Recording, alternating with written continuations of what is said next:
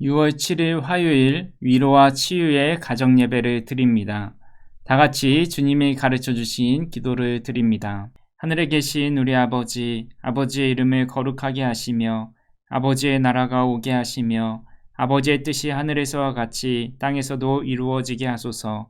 오늘 우리에게 일용할 양식을 주시고 우리가 우리에게 잘못한 사람을 용서하여 준 것 같이 우리 죄를 용서하여 주시고 우리를 시험에 빠지지 않게 하시고 악에서 구하소서. 나라와 권능과 영광이 영원히 아버지의 것입니다. 아멘. 찬송가 191장 내가 매일 기쁘게 찬송가 191장을 부릅니다. 내가 매일 기쁘게 주의 얘기를 담은 주의 팔에 나를 안보하며 내가 주의 큰 복을 받는 참된 비결은 주의 영이 함께함이라. 성령이 계시네 할렐루야 함께하시네. 좁은 길을 걸으며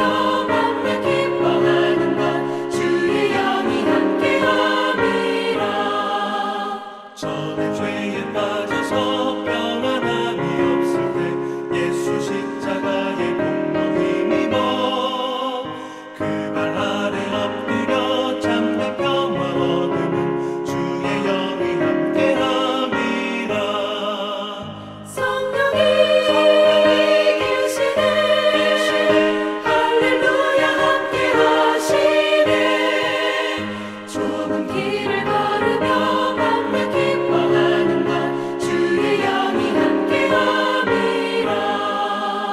나와 동행하시고 모든 염려하시니 나는 숲의 새와 같이 기쁘다. 내가 기쁜 마음으로 주의 뜻을 행하면 주의 영이 함께함이라. 성령이 계시네 할렐루야 함께하시네. 좁은 길을 걸으며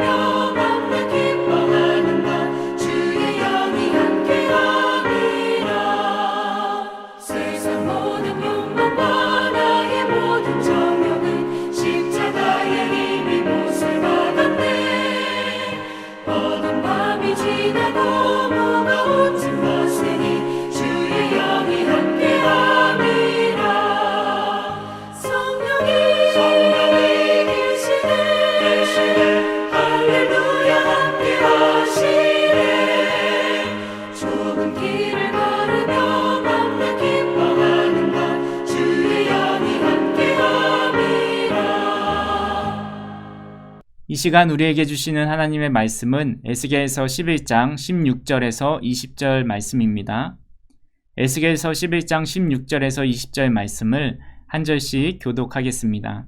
그런즉 너는 말하기를 주 여호와의 말씀에 내가 비록 그들을 멀리 이방인 가운데로 쫓아내어 여러 나라에 흩었으나 그들이 도달한 나라들에서 내가 잠깐 그들에게 성소가 되리라 하셨다 하고, 너는 또 말하기를 주 여호와의 말씀에 내가 너희를 만민 가운데에서 모으며 너희를 흩은 여러 나라 가운데에서 모아내고 이스라엘 땅을 너희에게 주리라 하셨다 하라. 그들이 그리로 가서 그 가운데의 모든 미운 물건과 모든 가증한 것을 제거하여 버릴지라. 내가 그들에게 한 마음을 주고 그 속에 새 영을 주며 그 몸에서 돌 같은 마음을 제거하고 살처럼 부드러운 마음을 주어 내 율례를 따르며 내 규례를 지켜 행하게 하리니 그들은 내 백성이 되고 나는 그들의 하나님이 되리라. 아멘. 성도님들은 하나님께 받은 선물 중에 가장 큰 선물이 무엇이라고 생각하시나요? 그것은 예수 그리스도를 통한 구원의 선물일 것입니다.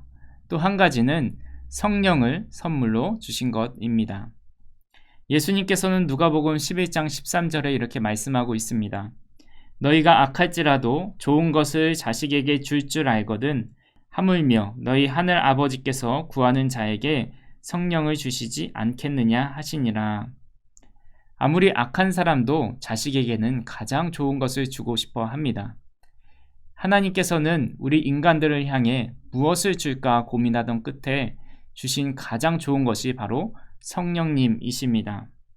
시공간에 구애받지 않고 늘 우리 가운데 함께 계시면서 하나님의 뜻을 행할 수 있는 성령을 선물로 주셨습니다.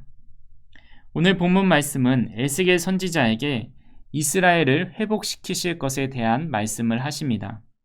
그 회복의 중심에는 바로 새 영이신 성령님이 함께 하심을 알 수 있습니다. 성령님이 함께 하심을 통해 우리 삶이 어떻게 변화되는지 오늘 말씀을 통해 알아보도록 하겠습니다.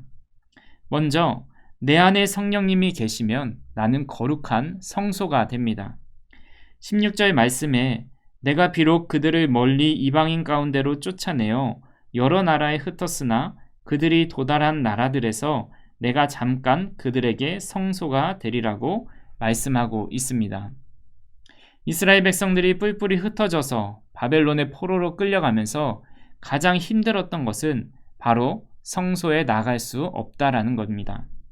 그들의 정체성이 예배를 드리지 못하게 되는 것, 하나님이 거하시는 성전에 나아갈 수 없다는 것은 집을 빼앗긴 것 이상으로 그들에게는 큰 고통이었습니다.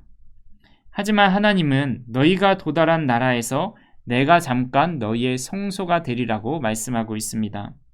이 말씀은 고린도전서 3장 16절에 너희는 너희가 하나님의 성전인 것과 하나님의 성령이 너희 안에 계시는 것을 알지 못하느냐라고 말씀하신 것처럼 하나님의 영이 그들과 함께 있어서 어디서든지 예배하고 하나님과 소통하며 살아갈 수 있도록 만들어 주셨습니다. 그렇게 코로나로 인해 예배당에 나오지 못할 때도 여전히 우리는 예배를 드릴 수 있었습니다. 바로 우리 안에 성령이 계시기에 우리가 거하고 있는 곳 어디서나 어느 때에든지 하나님의 임재를 경험할 수 있었고 또 하나님을 예배할 수 있는 존재입니다. 나 자신이 하나님의 거하시는 처소라면 어떤 마음으로 살아가야 할까요? 18절에 그들이 그리로 가서 그 가운데의 모든 미운 물건과 모든 가증한 것을 제거하여 버릴지라 라고 말씀하고 있습니다. 우리는 교회 안에서의 모습과 집에서 또는 사회 속에서의 모습이 다른 것을 보게 됩니다. 특별히 교회 안에서는 말도 조심하고 행동도 조심합니다. 교회 안에서는 웬만해서는 죄를 지으려고 하지 않습니다. 왜 그렇습니까? 바로 하나님이 거하시는 교회라고 생각하고 있기 때문입니다. 하지만 오늘 말씀을 우리의 모습에 대조시키면 어떻게 될까요? 내가 있는 곳이 성소가 됩니다. 내가 있는 곳에 늘 하나님이 함께 계시고 지켜보고 계시다면 나의 모습은 어떻게 해야 할까요? 교회에 오면 하나님이 계신 것처럼 하나님이 보고 계시다는 것처럼 마음가짐을 새로 하고 말과 행동을 조심합니다. 이처럼 내가 어디에 있든지 그렇게 살아가는 것이 바로 성령께서 내 안에 계시는 성소의 모습다운 삶이라는 것입니다. 무엇보다 성전 안에서 우상 숭배한다는 것은 상상할 수조차 없듯이 내 안에 성령이 함께 계시는 성소라면 모든 미운 물건과 가증한 것과 우상 숭배를 제거해 버려야 한다라는 것입니다. 그렇기에 나 자신이 하나님의 성소가 된다라는 것은 큰 감격의 말씀이기도 한 동시에 두려운 일이 아닐 수 없습니다. 성소인 내 몸 안에 성령 하나님이 함께 하신다는 것을 늘 인식함으로 내 안에 우상과 가증한 것과 더러운 것을 제거하여 하나님 앞에 살아가는 것처럼 매일 그렇게 살아가는 저와 우리 성도님들이 되었으면 좋겠습니다. 또한 19절에 성령님께서 오시면 돌 같은 마음을 제거하고 부드러운 살처럼 부드러운 마음을 주신다라고 말씀합니다. 돌 같은 마음은 완악한 마음입니다. 이스라엘 백성들의 심령은 너무나 강팍해서 하나님의 뜻을 조금 더 헤아리지 않았습니다. 때로는 주변 국가들을 통해서 고난이라는 채찍을 통해 그들을 돌아오게 만들려고 하셨지만 그런 하나님의 마음을 깨닫기는커녕 무시로 일관하였습니다. 그런 그들에게 성령을 주셔서 부드러운 마음으로 변화시켜 주신다고 말씀합니다. 부드러운 마음은 새로운 마음, 민감한 마음, 조금만 죄를 지어도 애통하고 하나님이 기뻐하시는 뜻이라면 자원해서 행하는 마음입니다. 그래서 20절에 하나님의 율례를 따르게 하시고 하나님의 규례를 지켜 행하게 하신다라고 말씀하고 있습니다. 그리고 그 모습을 통해 너희는 내 백성이 되고 너희는 나의 자녀가 될 것이다 말씀합니다. 그렇습니다. 성령께서 우리 안에 오시면 더 이상 하나님과 우상 숭배 사이에서 배회하지 않습니다. 오로지 하나님만 섬기며 하나님의 말씀대로 살아갈 수밖에 없습니다. 이것이 성령을 받은 사람의 증거라 할 수 있습니다.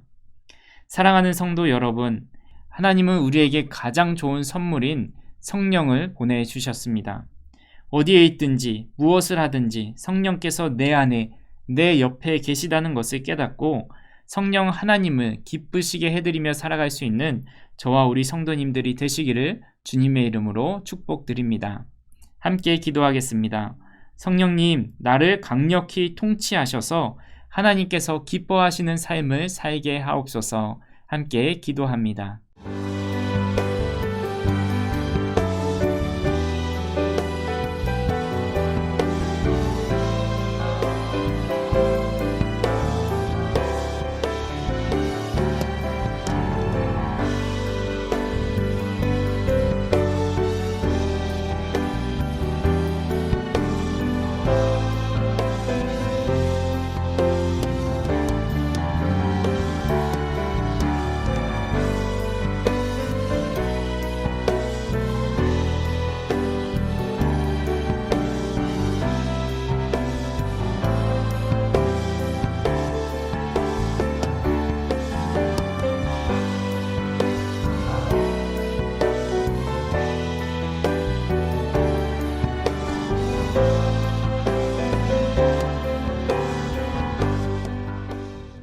살아계신 하나님 감사합니다. 우리를 죄된 상태로 돌같은 마음으로 그냥 내버려 두지 않으시고 성령을 통해 우리와 늘 함께 하시고 부드러운 마음으로 변화시켜 주시니 감사합니다.